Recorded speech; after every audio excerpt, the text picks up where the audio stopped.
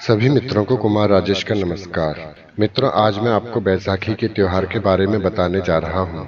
बैसाखी का त्योहार हर वर्ष 13 या 14 अप्रैल को मनाया जाता है। बैसाखी का त्योहार हमारे देश में बहुत महत्वपूर्ण है।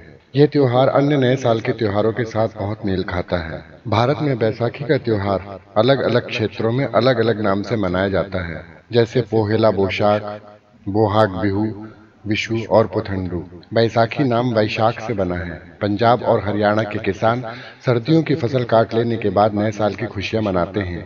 इसीलिए बैसाखी पंजाब और आसपास के प्रदेशों का सबसे बड़ा त्योहार है। ये खरीफ की फसल के पकने की खुशी का प्रतीक है। इसी दिन 13 अप्रैल 1699 को 10वें गुरु गोविंद सिंह जी ने खालसा पंथ की स्थापना की थी। सिख इस त्योहार को सामूहिक जन्म दिवस के रूप में भी मनाते हैं।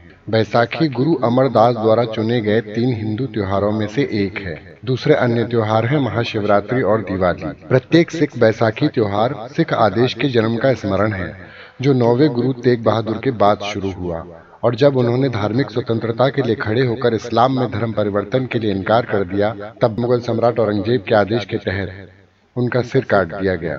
मुगल शासक औरंगजेब के द्वारा जुल्म, अन्याय व अत्याचार की हर सीमा लांघकर श्री गुरु तेग बहादुर जी को दिल्ली में चांदनी चौक पर शहीद कर दिया गया था। बाद में गुरु गोविंद सिंह जी ने अपने अनुयायियों को संगठित कर खालसा पंथ की स्थापना की, जिसका लक्ष्य था धर्म और भलाई के आदर्श के लिए सदैव तत्पर रहना।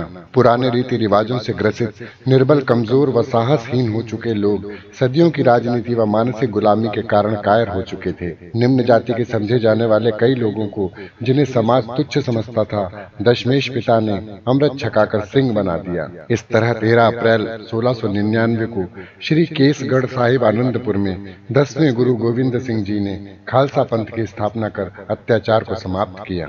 हिंदुओं के लिए यह त्योहार नव वर्ष की शुरुआत है। ऐसा माना जाता है कि लाखों वर्ष पहले देवी गंगा इसी दिन धरती पर उतरी थी और उन्हीं के सम्मान में हिंदू धर्मावलंबी पारंपरिक पवित्र स्नान के लिए गंगा किनारे एकत्रित होते हैं और स्नान करते हैं। केरल में इस त्योहार को विशु कहा जाता है। इस दिन नए कपड़े खरीदे जाते हैं, आतिशबाजी होती है और विशु कानी सजाई जाती है। इसमें फूल, फल, अनाज, वस्त्र, सोना आदि सजाए जाते हैं और सुबह जल्दी इसके दर्शन किए जाते हैं। इस दर्शन के साथ नए साल में सुख समृद्धि की कामना की जाती है।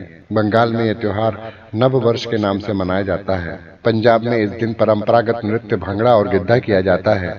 शाम को आग के पास इकट्ठे होकर लोग नई फसल की खुशियां मनाते हैं। पूरे देश में श्रद्धालु गुरुद्वारों में अरदास के लिए इकट्ठे होते हैं।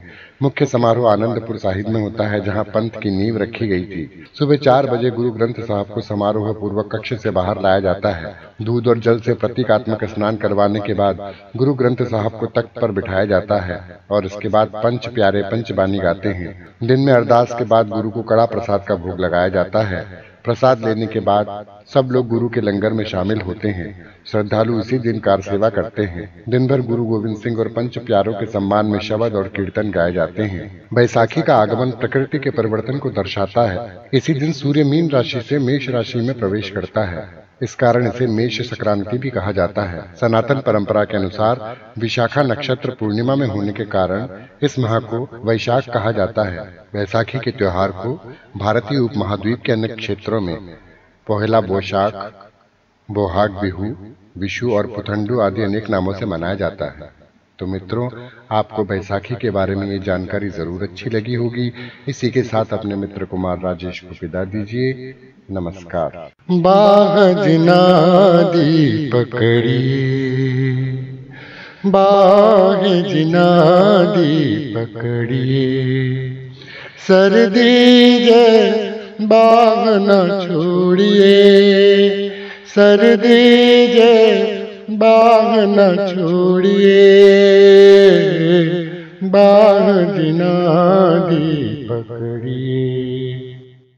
तेग बहादुर बोलिया,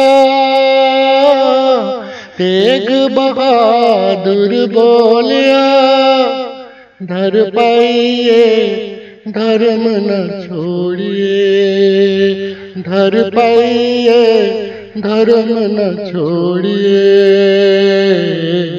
बाजना दी पकड़िए, बाजना दी पकड़िए, सर्दी जे बाह न छोड़िए,